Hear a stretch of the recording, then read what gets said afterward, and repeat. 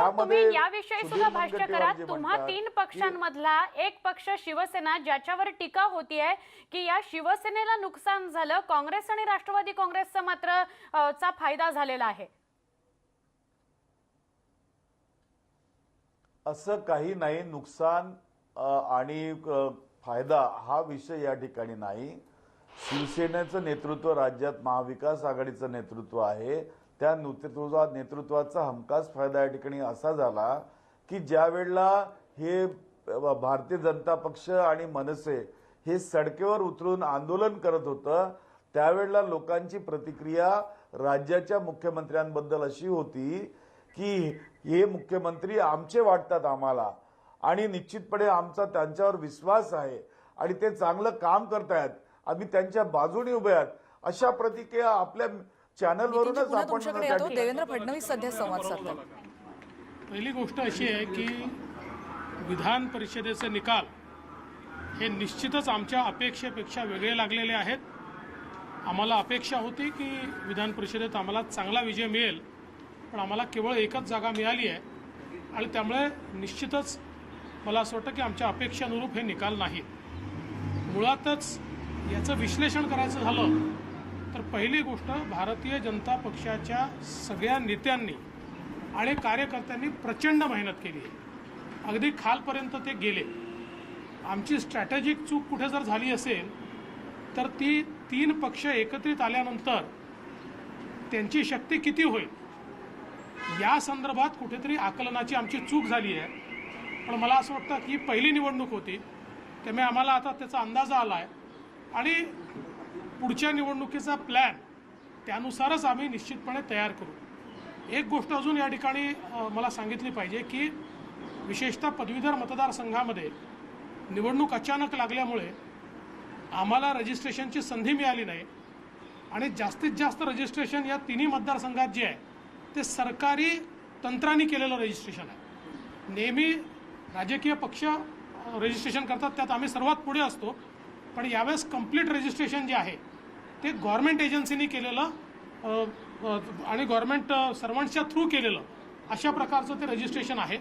त्यामुळे मला असं वाटतं कुठेतरी रजिस्ट्रेशनमध्ये आम्ही कमी पडलो. मी वोटिंगच्या दिवशी नागपूरला सांगितलं, माझ्या घरचे 4 नावं नाही आहेत, गडकरी साहेबांच्या घरचे 2 नावं नाही आहेत, फॉर्म भरून ते आलेले नाही आहेत. पण मला असं वाटतं की या सगळ्या गोष्टी बाजूला आहे. आत्ता जे जिंकल्यात त्यांना आमच्याकडनं शुभेच्छा आहेत. आम्ही अजून ताकदीने मैदानात उतरू.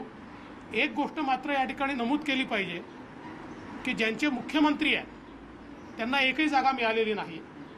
म्हणजे या 3 जणांच्या आघाडीचा फायदा हा दोघांना झाला आहे, एकाला त्याचं नुकसान झालेलं आहे.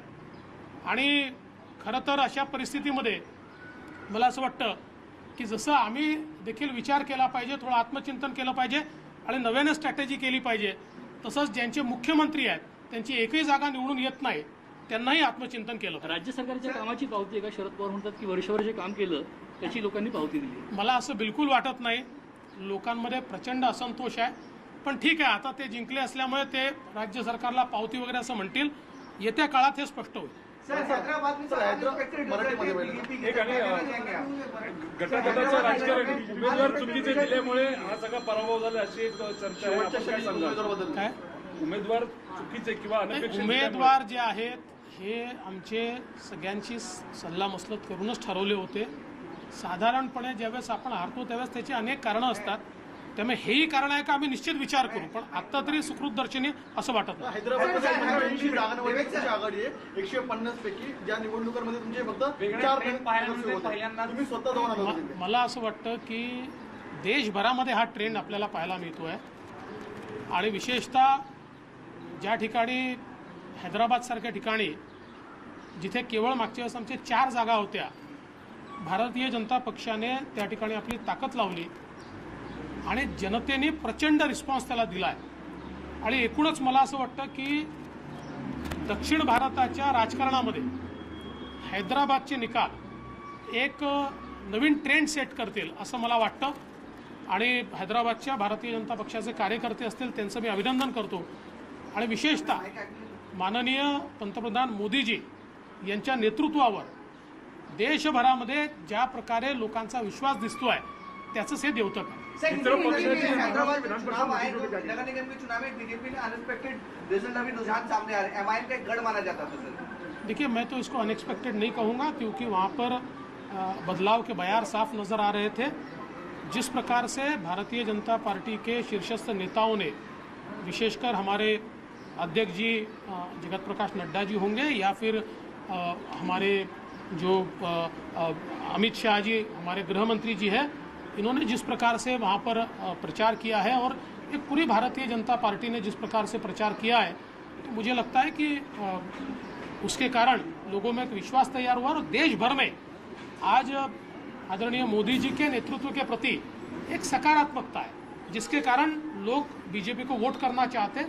और इसलिए मुझे लगता है कि एक प्रकार से सदर्न इंडिया के लिए, दक्षिण भारत के लिए एक नई शुरुआत है। निवडणुकीच्या निकालामुळे मित्र पक्षाची उणीव तुम्हाला भासली का? मित्र पक्षाला आमची भासली असेल, आमचा एक तरी आला, त्यांचा एकही आला नाही।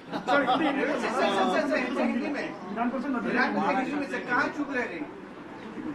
देखिए, महाराष्ट्र विधान परिषद के जो चुनाव हुए उसमें जो निर्णय आए हमारे अपेक्षा अनुरूप वो नहीं है। हम ये मानते थे कि हमको ज़्यादा सीटें मिलेगी, मात्र एक सीट हमको मिली है।